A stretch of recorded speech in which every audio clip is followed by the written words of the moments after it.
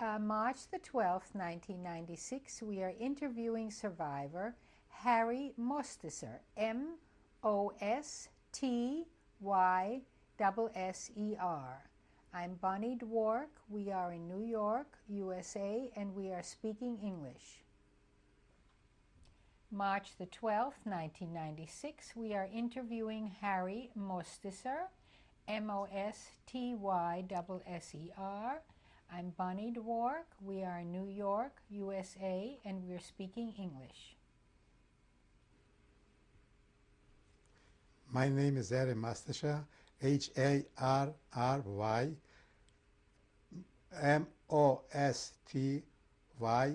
Mostysser. I'm born January the 14th, 1916 in Ratno, Ratno. In what country? Poland. We was a family, we was 6 children, and my parents, and we had my father's mother, grandmother. There was 9 people in the house. Nobody worked. The only person that worked is my father, because he couldn't find there. First of all, we were small, and there was no places where to work. And it was very hard for my father to support the whole family. And then they sent me to Cheder to learn. And then after the Cheder, I used to go to public school. But I didn't learn too much till 12 years, I think, because the public school was, you didn't have to pay. But for the Cheder, you have to pay. And my parents could not afford to pay. What kind of work did your father do? We had a truck, but we used to bring to Warsaw all kind of stuff, cows and chickens and goats. And there was a couple partners, and this they made a living, but it wasn't too much. The town was a poor town, and then they give it was no other things to do. They give it away children to learn a trade. Me, they give away for a tailor. Where did you go? In Ratno. 2 years I had to work without money, not to learn. They didn't learn too much. You have to do the housework, you have to watch the children, you have to sweep sweep the floor and all kind of things. After 2 years, he started to pay me very little money. Then when I was 16 already, I went to another town to work there. They already did a little better. But the town was, we had all kind of organizations there. We had the Shoah, Shoah, we had the Bund, we had the Bitar. I used to belong to the Shoah. Yeah, we used to get together, all the boys and the girls. We had lectures, we were singing. And then some of them, as they got older, they went to the kibbutz, and the kibbutz went to Israel. The kibbutz, were there kibbutzes? To learn how to work on the field or all kind of works. When they come to Israel, it's going to be easier for them to do some work. When you were away from your town as a tailor, where did you stay? I stayed by the boss, but I worked for him there. He had food and board, and he paid me a certain amount of money. Yeah. In your town, were there a lot of Jewish families? Last 500 families. We had a synagogue, a big synagogue there. The people, but they wasn't Hasidim, they used to daven in the synagogue. And the Hasidim had their own shtibels, they call shtibels, synagogues. It was Kalina Hasidim, Tresker Hasidim, Nisrija Hasidim. That was divided. And what did you belong to? What did I your belonged to the big shul there. My family was not Hasidim. There was a big shul for the people that wasn't Hasidim, they belonged to this shul. How would you describe your family's religious affiliation? My father was religious.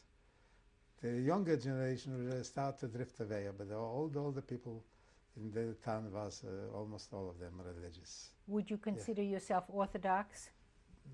That time, yes. That time, yes. And tell us about your brothers and sisters. Yes, I had an older sister, Miriam. And when she was 21, she got married and she left the town another town. My younger brother, the same thing. He was got Cheder to school till 13 years, and then they give him away to learn a trade, carpenter.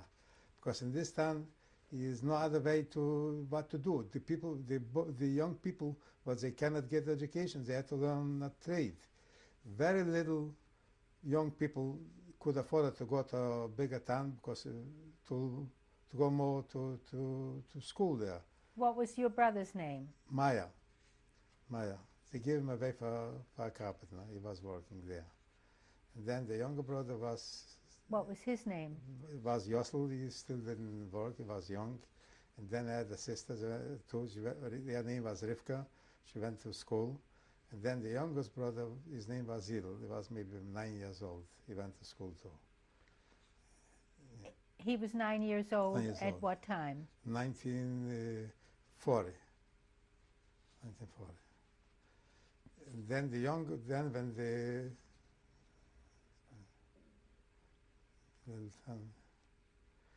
then when I was already 21 years, they took me to the Polish army. After being in the army 18 months, I was supposed to go home already in 1939. The 15th of September, I was supposed to go home. And the 15th of September 1939 broke out the war. And they took us, they give us everything, all the machine guns and everything, and they took us to a place. The name was Polava, near Warsaw, near the Wisla, near the Wisla. There we made some, we digged in ourselves, we made some trenches. It was laying for a day or two, and then the Germans start to shoot. And we didn't shoot too much. And we saw already that's bad. They start to take us back. We start to go back. Had you been trained to shoot? Sure, we was trained in the army. After 18 months, we was trained. So we didn't have was already, but the 15 or the 16, the war almost was already lost that time. And a lot of officers already ran away, and they left just the smaller. Were you, yeah. in what particular division were I you? was, how you call, Pichote, walking, infantry, yeah. Infantry. And then, the infantry, yeah. Was it a Jewish group, or No, were you not together, separated? together. The Polish, Jewish, Ukrainian people. And then from there, from Pulov, we had to go back because we couldn't keep up on the Germans. We went till Krasnostav. In Krasnostav, we digged in ourselves again. And then in Krasnostav already, it was the 19th of Pozernik. A friend of mine from my town, he was with me together in the army. He came over and he took me by hand. He said, let's go home because we lost the war already. A lot of them already ran away and a lot of us killed. I said to him, you want to go home? Go home. I'm not going to go home. I'll wait. I'll stay till the end. And then in the night, we went out to look for Germans to fight. And I got hit with a shrapnel. Where did you get hit? Under my leg, near Krasnostav, near small town Krasnostav. And I was laying in the field. And when it got already in the morning, when it got light already, the peasant people who lived maybe 200 meters from where I was laying in the field, the woman came out in the morning and she brought me some bread, milk to eat, and I was laying there. I couldn't get up already because it was broke the bone of small pieces. But 12 o'clock in the morning, the sanitarians, the German came with stretchers to get together all the wounded soldiers to the hospital. When they came over to me, they asked me what kind of nationality I am. I told them I'm Jude. Excuse me? They asked me what nationality. I told them I'm a Jude. He made me the hand, like this with the hand, and they walked away, the two of them. I was lying till the next day.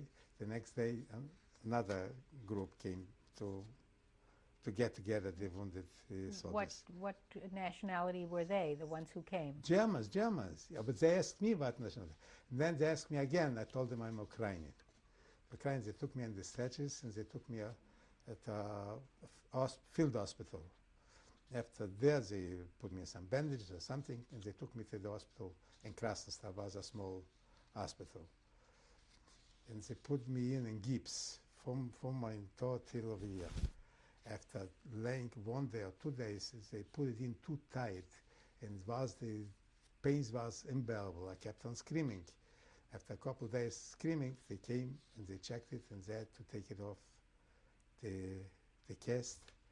And when they start to rip up the cast, they put in the cast, and it was, the hair and everything, it is got together, and they ripped up the cast with the skin. Yeah, and then they put me up another cast. It was already better. And from there, after 6 weeks, they took me to the hospital, to Helm, army hospital too. And there I was laying but 5 months. And any time when it gets less and less soldiers, they liquidated the hospital, and they took it to another town. They took me from there to Lublin, because a lot of soldiers, they was wounded, but they was wounded light, not, and they got well, they sent them away home. Coming to Lublin, I was laying but 6 months there too. Was this also a German hospital? German hospital with Polish doctors. Were they The aware? German was in charge. Were they aware that you were Jewish? Yes, they was aware, sure. But the hospitals, they treated everybody the same thing. I mean, there was no difference. There wasn't too many Jewish, maybe a small percentage. Then after Lublin, they took us to Warsaw, to the hospital. In 1940, they took us there. There was a big hospital. It was the hospital after the name Pilsudski. Pilsudski was the general from Poland. They took me there. There was a big hospital, and there I was laying till, I think, in beginning 1941 in this hospital. Did you still have a cast on then? No, the cast, they took it off after, I think, but 13 or 14 months at the cast.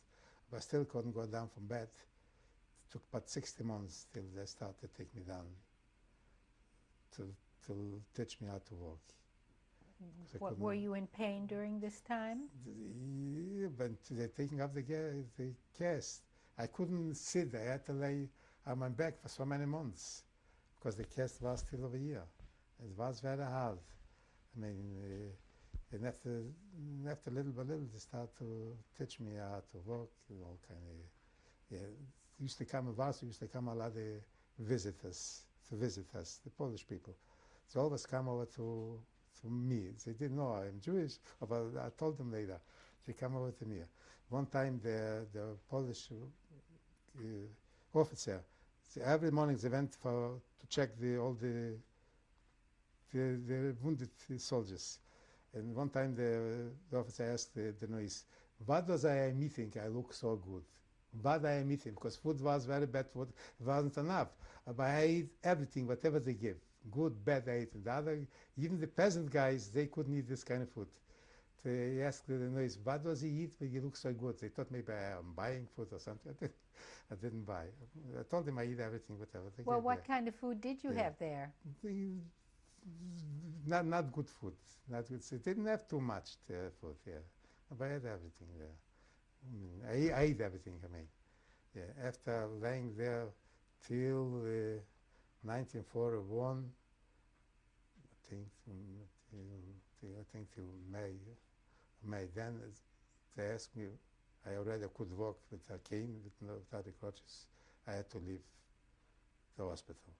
They asked me where I want to go. I gave him the name Hrubieszów, because I didn't want to go home, because I knew the Germans already was there already. This was, from where I come was Russia there at that time. And I didn't want to go home because I saw what the Germans doing over here. I thought I'm going to go to Hrubieszów. First of all, Hrubieszów was some boys was with me in the army. One thing, and the second was near the border. I always could go from there home. When I came to Hrubieszów, There I came to the Judenrat to look for work. They gave me some work with them.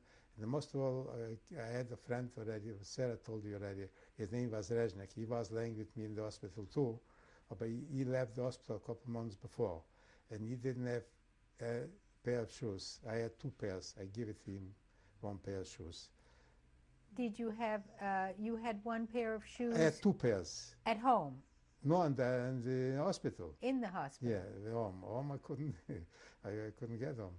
And he didn't have any shoes. I gave him 1 pair. I don't know how I got 2 pair of shoes. I gave it to him 1 pair of shoes. And then when I come to Chribeshov, I knew he went to Chribeshov. I asked the Judenrat where he is, and they told me they sent him to the village, Stezhov. There was a sugar factory, and he was a mechanic. He was working over there. And then a couple of days I walked over there. It was about 10 kilometers. It was not transportation. I walked over there.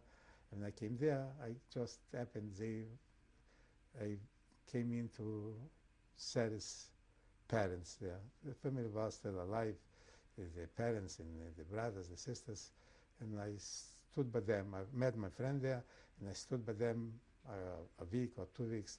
The mother was a very good person. They didn't have either too much, but she shared it. She took it off and every child 1 spoon food and she gave it to me. After a couple of weeks staying there, I went back to Chribeshov. And over the winter, I find work there, and I was staying there in Chribeshov over the winter. What kind of work did you find? I find tailoring work, tailoring by Polish people. It's near Chribeshov in a village. The woman had 1 son, and the son was a tailor. But he was a drunkard, the son. He always was drunk. And the woman took me in there. It was just 1 bed for the son and 1 bed for the mother. And she put me to sleep together with the son, because she saw in the winter I used to go out half naked and wash myself with snow. She saw I'm clean. That's why she trusted me to sleep with the son. And he used to came very little home because he was always drinking. And I used to work there. After a couple of months, I came back to Stezhov, to Sara's house there. Were you in touch with your family? No. At the beginning, I had a couple letters from my mother to the hospital. She kept on crying. She said, everybody came home, and I didn't came home. All the people that they came home, all the boys, nobody's alive. That's me. You never know where you could survive. And I survived. What did that mean, that they weren't alive anymore? What had happened to them? It happened, they killed him. The Germans killed him.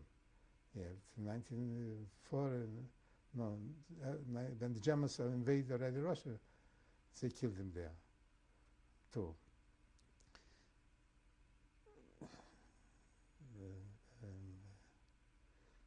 When I came back to Stezhov, was after a couple of weeks, was a order everybody should come to town, to Chribeshov, to small town. I went together with all people from the village. But I stopped in Chribeshov, and they went further to Mention. I stopped in Chribeshov because one friend of mine, he was in the army with me.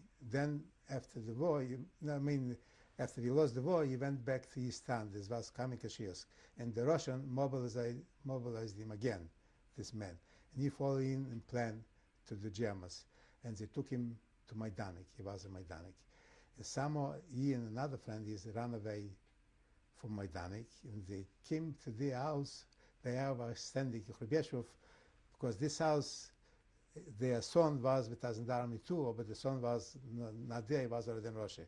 It happened, he came in just and he saw me there, the man ran away from Majdanek. This was very dangerous. I cannot believe what they could do it in another one. He came, he didn't hungry, he didn't have any clothes. I didn't have too much too. I took him to take their bed, and I gave him whatever I had. I shared it with him, I give him to what to dress and everything. He was a carpenter. And this town was a big shul. And one of the carpenters, the Polish people, the Germans gave him this shul. He should make a factory to make furniture. And even this, my friend worked by this Polish man to make the furniture. And when they went to Mięcin, I stopped in Hrybieszów, and I came to say to my friend, and there was an order too in Hrybieszów, all the people should come on this place where the shul is. There was a big place, they should gather there.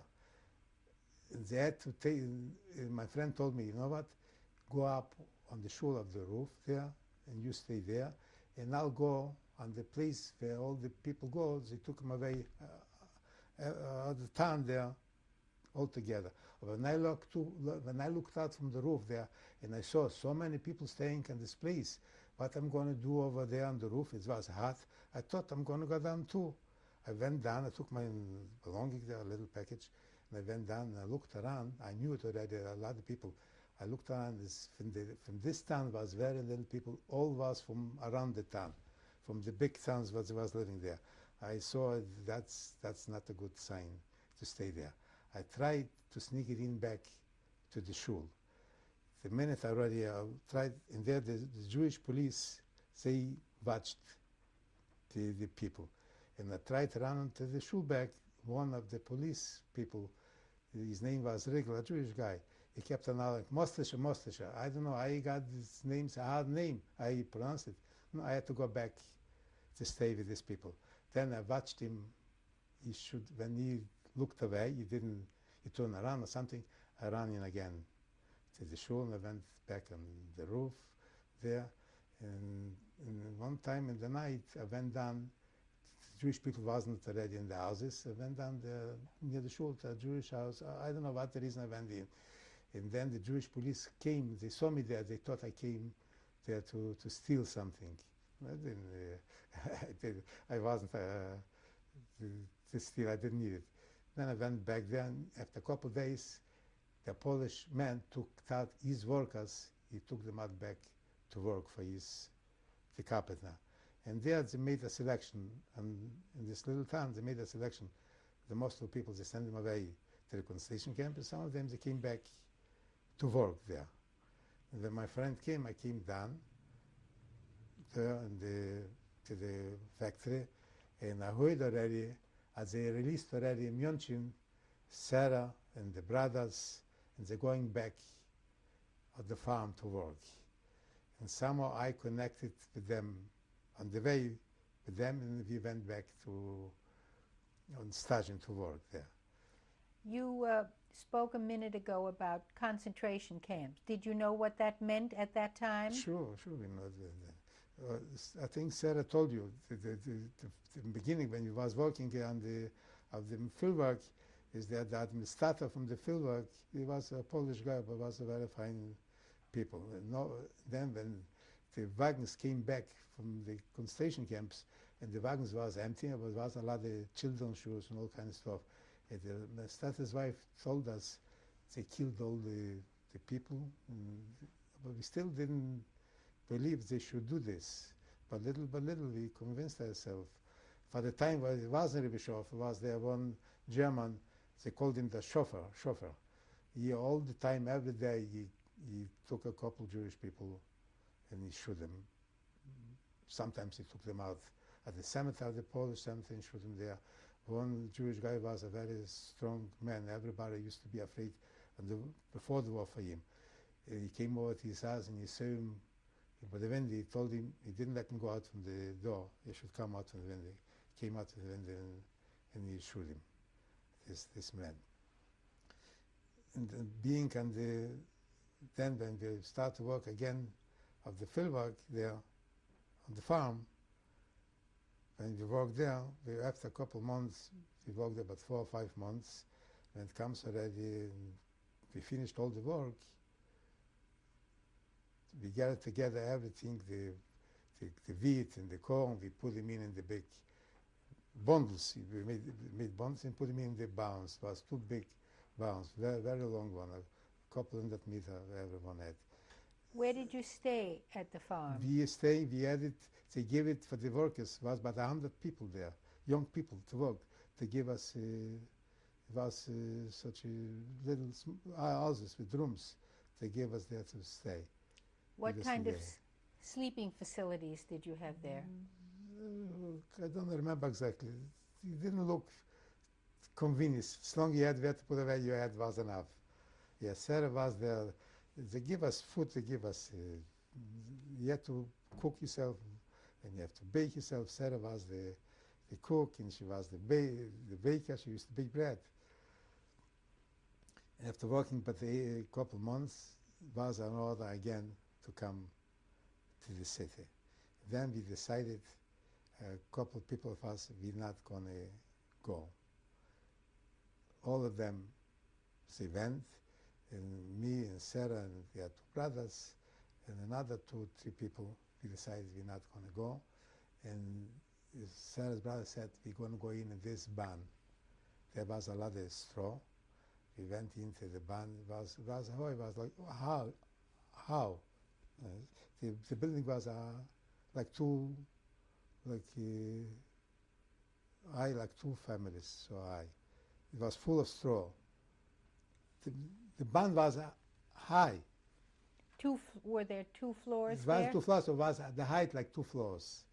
And this was full of this, of what they got together from the fields, the bundles of the, but it wasn't, they didn't do it like over years they do it. They're taking off the field and right away they taking out the corn, I say in English. The hay? No, not the Green? No, when you're taking from the field, right away they take out the wheat from the bundles. The machine right away cuts over here in the United States and it gets out the weeds. But there they made the bundles and they put it in this buns. And then after a couple months later already, it was already winter, they come with machines and came all the workers, the Polish workers. We was already laying there in this barn. We made ourselves a place there. And then in the morning, one morning, they opened up the doors, and they come with the tractors, with machines to take out the bundles. And when they went up upstairs to take out the bundles, everyone from the workers, they knew our names. When they picked up a bundle,